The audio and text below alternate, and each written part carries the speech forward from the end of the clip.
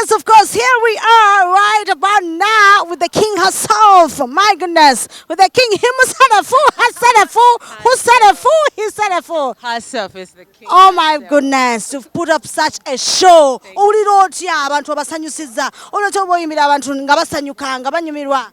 Nsanyuka. I mean, kimpeesa ekitiibwa first of all nti bajja bangi nga bwe bazaalira ku Velvet. And then also nsanyuka nnyo mu mutima muli nti abantu basiimye ekyenkola. Because bwe mba mpandika music siwandika nabo. Kati bwe basiima. Okitegeera mba nsanyuka busanyusi. Osanyuka. Kulaba wena tulukuka akatuyo. She's known for being a diva. She's known for being a performer and an artist. Ate mbusi Dammy. Ebintu bya Dammy ebyo byogerako ki muganda wange. Ekya Dammies zikyaliwo okitegeera it's still there kyekimu sigenda kukyusa statement yange enkya. You know, all the artists who don't write their own music n'ebintu bye batugamba ekintu manage buli kimu, they don't manage, they don't write. Mostly it's about the art. Kubanga nange ne mbanga neewandikira nsobola ofuna manager. But just an artist atawandika content we nti bakuleetera buleetezi buli kimu kunze aba akyali Dammy. Yes, but it doesn't mean tebali successful. Sekyo kyeŋŋamba bakola ssente, they're successful mu kye bakola. Yes, naye waliyo ffe abali original, then waliyo ne ba Dammy. Oh my goodness, of all names, why King herself? Because nalaba abakyala bangi nga beewa amannya okitegeera mu industry. Buli omu agamba nze queen for this, queen for that, queen of this. Ate nga bonna abeewaana bansangawo. Okitegeera I've been there and chikubye 10 years before they came into the business, about 8 years. Coca-Cola pop stars. Exactly. Ate bw'obala abantu abavuddeko kuva 2005 bangi nnyo abavuddeko nga kwendi. So nanoonya erinnya eri representing nga nze status yange compared to everybody who's here. Kati mu bakyala nze king herself.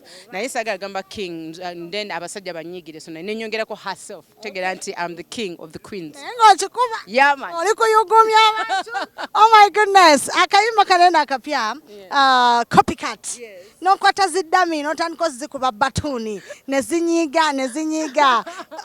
I really love that experience. Thank you. I was scared to shoot it. Natya nnyo because teyali ku concept yange. Natuka ku setting nga director agitaddeko. So nentya nayogera even with my team I'm like, is this a good idea? You know, because I want my point to get there. Naye saagala kunyiiza abantu. So bo ne bangamba, creatively, you know, it's going to be good and the fans will love it. So nenkikolera abafani. Ndowooza olaba most of the time nali nseka. You know, it was funny for me. Yes, but abantu bakyagala and we do this for the people. So I'm okay.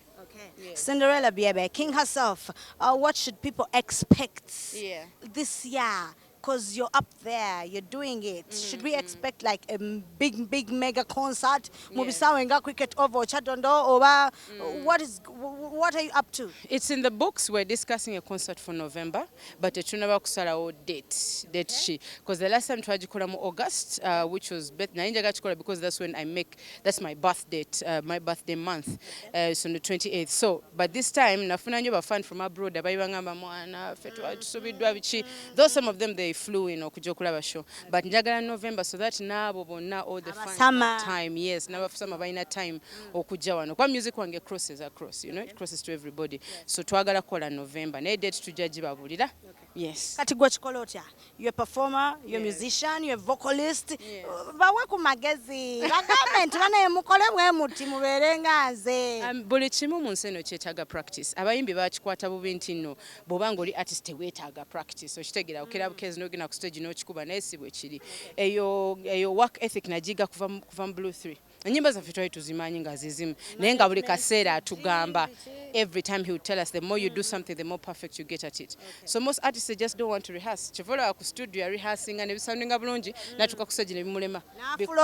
Tafulatinga naye nafloatinga. Ne bitanyuma nga luli because luli are practicing. So just I want artists bulijjo wozuka nawe genda okole like everybody else. Okitegeera abalimi bagenda okukola ba bankers ba accountants go and work. You go and work on your voice and your talent and then you get to be like me or all the greats in the industry.